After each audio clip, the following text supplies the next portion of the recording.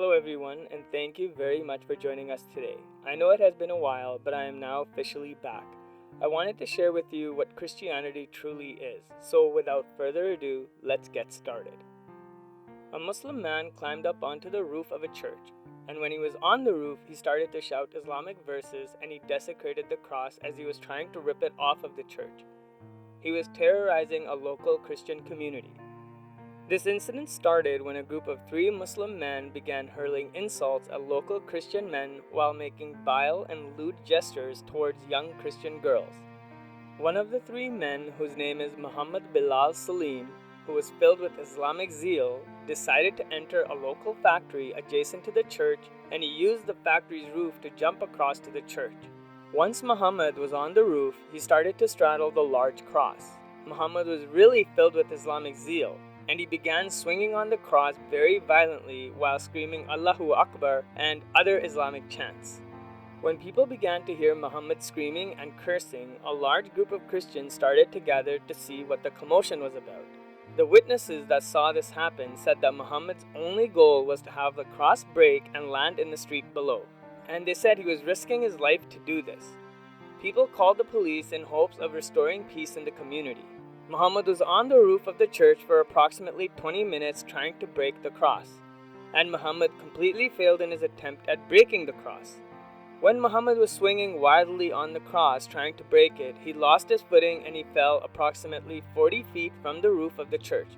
Fortunately, he landed on his feet. His knees buckled, but he survived. Church members and other Christians that witnessed the event rushed to Muhammad's rescue. And in a country where Christians are seen as the worst of creatures, they showed a real example of true love to a man that was terrorizing them.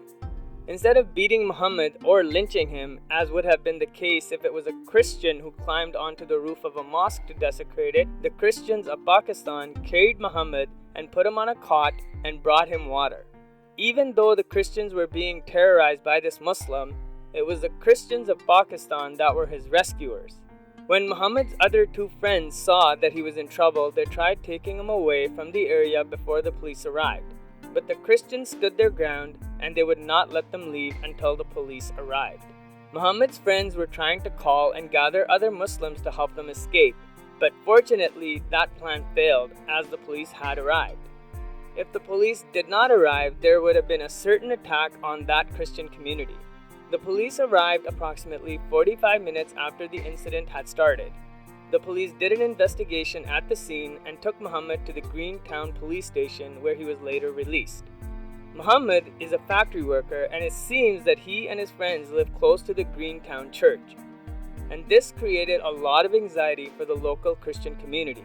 Mr. Akash was the first person that called the police to report the incident. He said, and I quote, "The police arrested Muhammad Bilal but released him at the police station.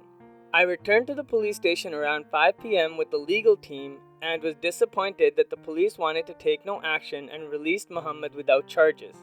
We have a frightened Christian community and the police wanted to just ignore the whole incident. Under the duress of my legal team and an approach we made to the superintendent of police and then the inspector general of police, an FIR was filed at 2 a.m. It took a full 9 hours to be taken seriously by police who often laughed about the incident, saying it was a prank. A first incident report, number 951/22, has been filed against Muhammad Bilal under section 295 and 295A of the Pakistani Penal Code for blasphemy, under the advice of the police. Attempts are also being made to convict Muhammad for trespass and criminal damage. No action is being taken against his cohorts, despite their involvement in the abuse and vandalism. This, even though witnesses have spoken of their involvement and it was proven that they egged their companion on." End quote.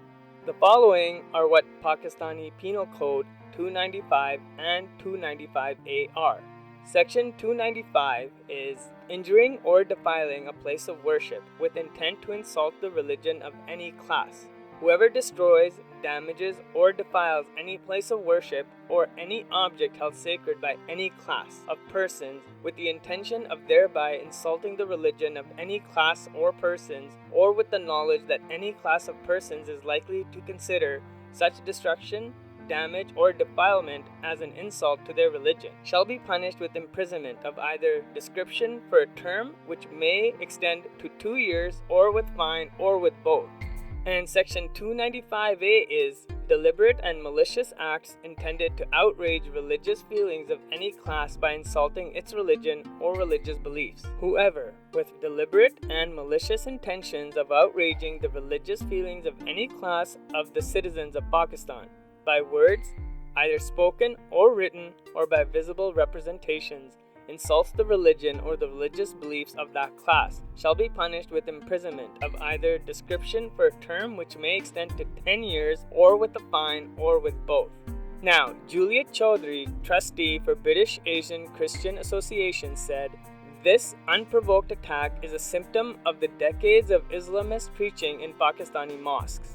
Coupled with the caricaturizing and demonizing of minorities in Pakistani textbooks, the nation is amongst the most intolerant in the world. Life for Christians in Pakistan is hard and full of prejudice. Even then, when a man is hurt, whatever abuse or violence he has subjected on Christians, we rush to help. It is pitiful that even in an act of kindness, Muslims can react with hate, but Pakistani Christians have come to terms with this. We continue to hope and pray for a more equal, fair, and just society. In Pakistan, Christians are hated for their faith and belief in Jesus Christ. But do you not see the example the Christians in Pakistan display towards the ones who hate them?